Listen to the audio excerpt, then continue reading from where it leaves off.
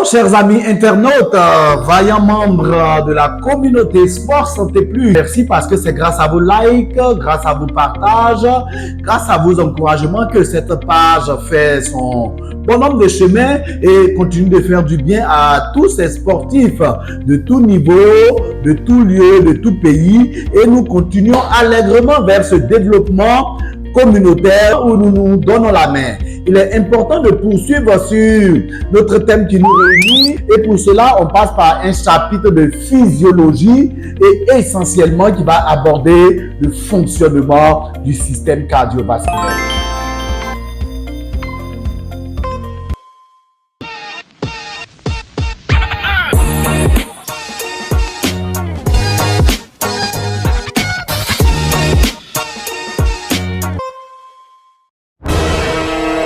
La physiologie au niveau médical nous permet de comprendre lorsqu'un organe fonctionne de façon correcte et optimale, qu'est-ce qui se passe à l'intérieur de cet organe. Au niveau du cœur, il est important de comprendre ce mécanisme de fonctionnement de cet organe assez noble et important qui est situé entre les deux poumons de façon centrale derrière les côtes qui le protègent. Le sommet du cœur se trouve un peu plus à gauche. Voilà pourquoi généralement l'on a tendance à assimiler la position du cœur sur le côté gauche. Le cœur peut essentiellement être décrit dans son fonctionnement en deux grandes parties, un cœur droit et un cœur gauche. Le cœur gauche va conduire ce qu'on appelle la circulation systémique ou bien la grande circulation, où il va s'agir de transporter le sang vers tous les organes du corps humain afin de pouvoir les nourrir en nutriments, en médicaments, également en hormones afin de pouvoir faciliter un fonctionnement optimal de tous les organes.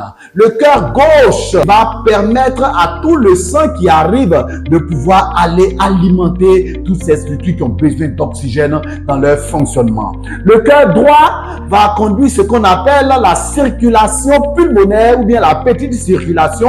Il s'agit à ce niveau-là de pouvoir recueillir et faire repartir du sang qui est malheureusement pauvre en oxygène et riche en éléments tels que les gaz carboniques qui sont toxiques pour l'organisme. Le sang rentrant par ce cœur droit va être propulsé vers les poumons où il va avoir les échanges gazeux, où le sang contenant le dioxyde de carbone qui est toxique va être échangé pour être enrichi en oxygène. Cette phase de changement de charge de sang est appelée l'hématose. Mais le système cardiovasculaire dans son fonctionnement comprend essentiellement trois éléments. Au centre, nous avons le cœur qui est considéré comme une motopompe qui va pomper le sang, le distribuer et le ramener pour le réorganiser et le refaire repartir soit vers le poumon ou soit vers les organes. Ici, le troisième élément qui participe à cette triade du système cardiovasculaire, c'est le sang lui-même. Le sang, comme un liquide, ne peut pas couler de lui-même. Il a besoin d'une pression afin de pouvoir être propulsé. C'est en cela qu'on va voir les différentes cavités du cœur qui permettent de réaliser ce mouvement de pompage et de propulsion du sang soit vers les poumons ou soit vers les organes pour être utilisés. Nous avons quatre cavités. Les cavités supérieures qui sont un peu plus arrondies dans leur ancienne appellation qu'on appelait les oreillettes. Mais aujourd'hui, ces noms-là ont tendance à disparaître et on les appelle les atriums. Les atriums, droit et gauche, en mot latin qui signifie hall d'entrée, sont les éléments et sinon les premières cavités qui vont accueillir soit le sang qui vient du poumon ou le sang qui vient des organes ou qui doit être propulsé vers les organes. Ainsi, ces deux oreillettes ont en dessous d'elles des cavités un peu plus effilées qu'on va appeler les ventricules. C'est à partir des ventricules que la contraction maximale va se faire afin de pouvoir propulser le sang soit au niveau de l'aorte ou bien au niveau de l'artère pulmonaire afin de répartir soit vers le poumon ou bien soit vers les organes qui ont besoin de sang enrichi en oxygène. La systole peut être comprise comme le moment où la contraction maximale se fait, mais lorsque le cœur se relâche, lorsque le cœur se détend, pour pouvoir permettre l'entrée du sang au niveau des atriums, nous avons un relâchement qu'on appelle la diastole. Le mouvement qui est observé au niveau du muscle cardiaque, c'est un mouvement alternatif de systole et de diastole qui va constituer le battement cardiaque. Le fonctionnement du cœur va être déclenché dans ces contractions par ce qu'on peut appeler un courant électrique. Et le courant électrique qui met le cœur totalement en mouvement provient de ce qu'on peut appeler les pacemakers. Les pacemakers sont un peu les cerveaux intégrés au cœur qui lui permettent de pouvoir battre. Parce que, comme nous le savons, les différents types de muscles, nous avons les muscles squelettiques qui sont sous le contrôle du cerveau, les muscles lisses, les muscles des viscères qui sont sous le contrôle du système nerveux neurovégétatif qui échappe totalement à la pensée humaine.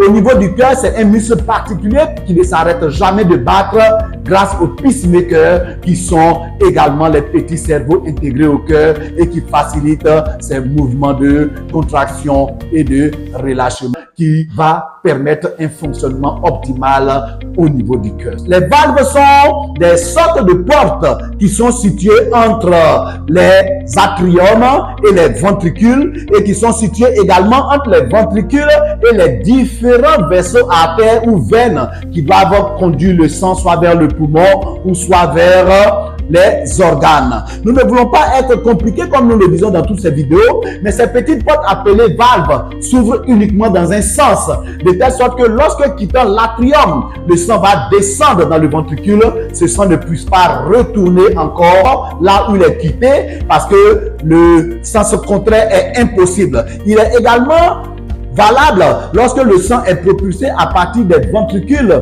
vers l'artère pulmonaire et vers l'artère aorte. C'est le sens unique. Ces différentes valves vont porter des noms différents en fonction de leur position, comme vous pouvez le voir sur le schéma que nous vous présentons. Ainsi, ces fermetures de portes se font à grand bruit et cela explique les deux bruits que nous avons au niveau du battement cardiaque qui correspondent à la fermeture des différentes portes qui sont les valves qui séparent les différentes cavités et également les cavités avec les différents vaisseaux. Le cœur dans son fonctionnement est essentiel à la vie humaine. C'est à partir de son activité que le sang qui doit oxygéner le cerveau va arriver à ce cerveau et permettre le fonctionnement de tous les neurones. Assez petit, d'un poids d'environ 250 à 300 grammes, ce cœur agit de façon fondamentale dans l'animation de la vie humaine. Les statistiques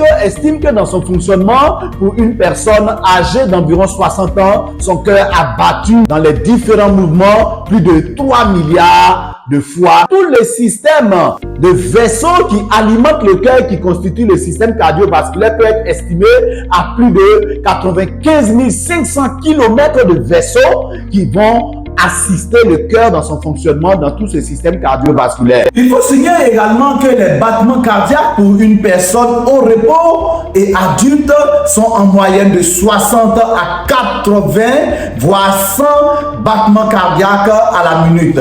Et ce taux va doubler lorsque la personne est en pratique d'une activité physique et sportive. Tous ces éléments du système cardiovasculaire vont être atteints lors de ces maladies et vont porter préjudice, comme nous le verrons, à quelques niveaux à la pratique d'une activité physique sportive. Ce qui est important de souligner, bien que ne faisant pas partie du système cardiovasculaire, les poumons constituent un maillon important dans le fonctionnement de ce système cardiovasculaire. Car les poumons appartiennent plutôt au système respiratoire, mais ont un rôle essentiel dans l'hématose que nous avons qualifié de point d'échange entre le sang chargé en dioxyde de carbone et le change avec le sang chargé en oxygène dont les organes ont besoin. Merci de nous avoir suivis et à la prochaine vidéo. À bientôt.